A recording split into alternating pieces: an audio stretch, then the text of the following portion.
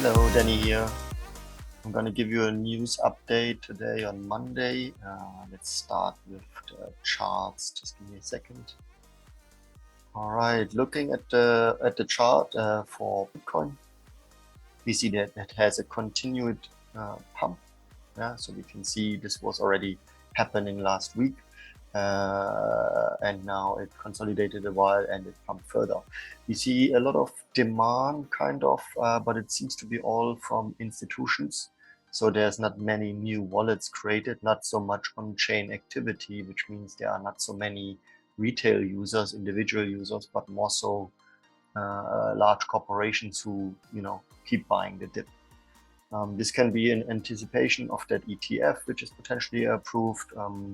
So we have to see that, but it looks very good.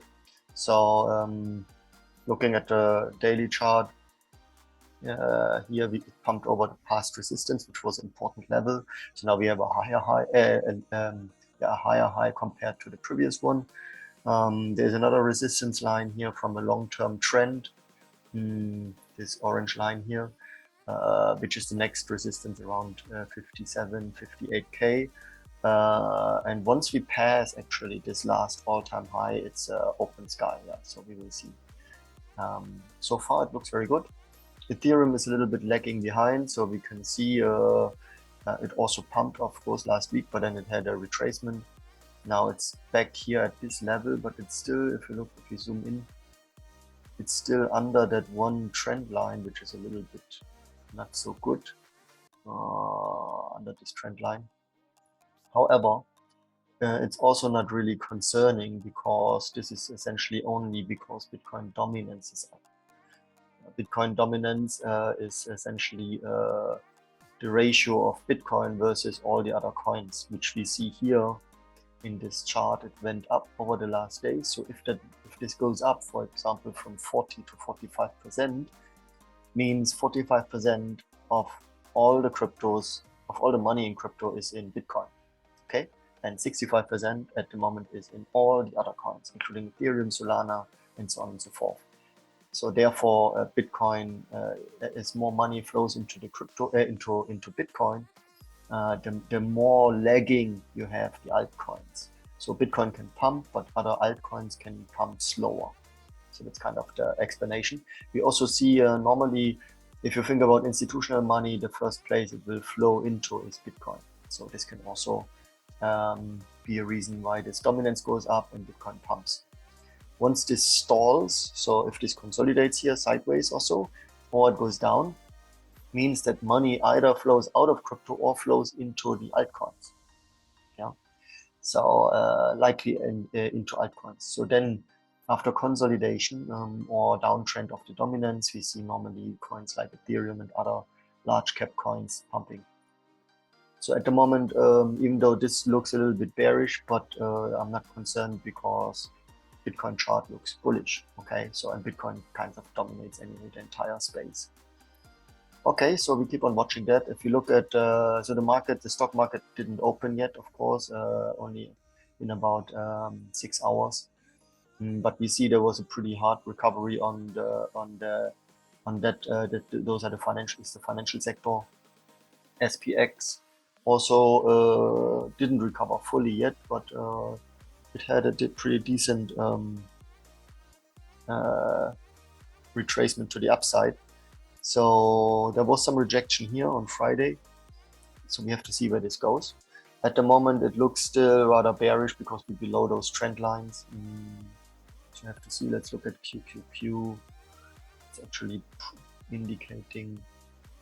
Also here, there was a rejection here on Friday and then a red candle. So we see if this can hold that level and we can go back up. Yeah, if this level holds here, and then we can maybe go up again. So here and then consolidate and here. That would be good. Yeah, so how this can happen is essentially maybe they lifted debt ceiling, so they're able to print more money, save their own stock market, essentially.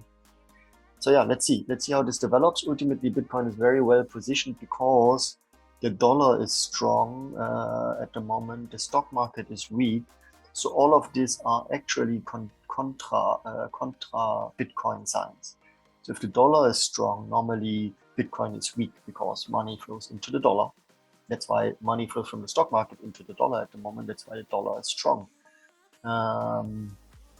But since Bitcoin pumps like that at the same time, essentially means if the dollar gets weaker, so money flows back into the stock market, for example, for recovery, this also is very positive. So Bitcoin is very well positioned for more upside at the moment. Okay, let's look at some news. I found that very interesting. So we see here that the British Museum does some NFT pop-up shop. You can scan and they will also guide you actually how to store and buy NFTs. Pretty cool. So NFTs, crypto going mainstream again. We had a large French bank which invests, which wants to bake stable coins with or want to use stable coins actually for $40 million bond. Societe Generale. They already do a lot on DeFi space, so but it's another great way to see the adoption.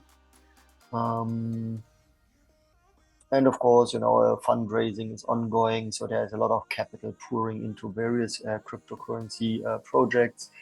Here's a summary of this year's largest ones. FTX raised 900 million.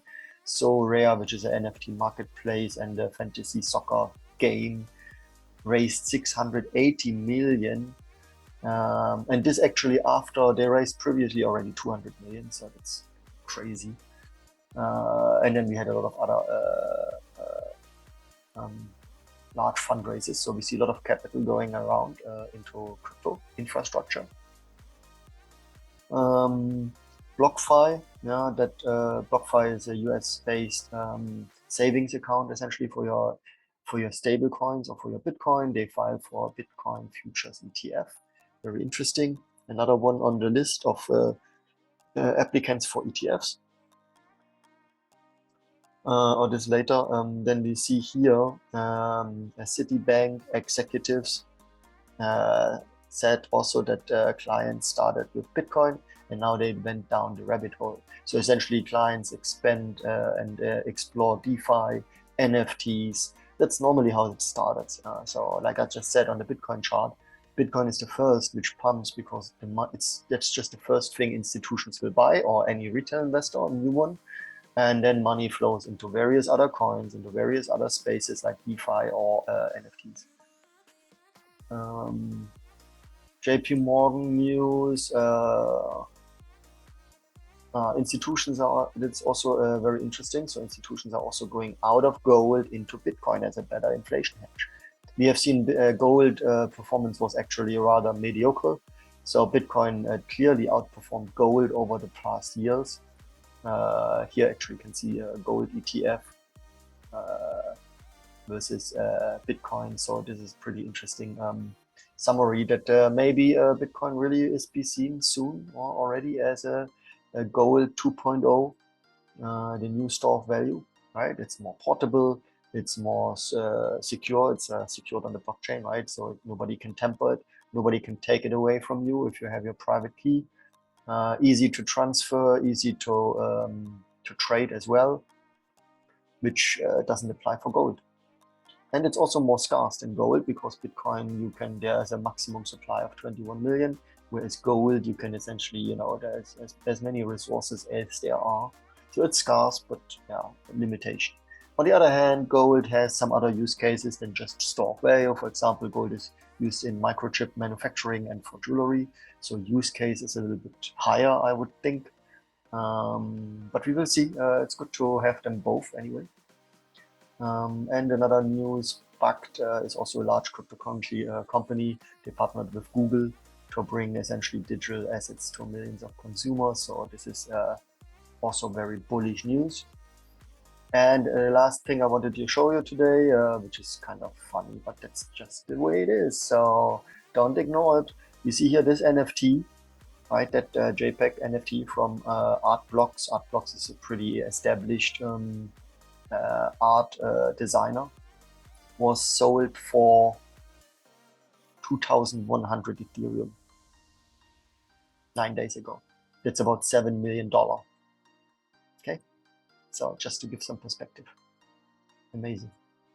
All right. That's it. Thank you very much. See you soon.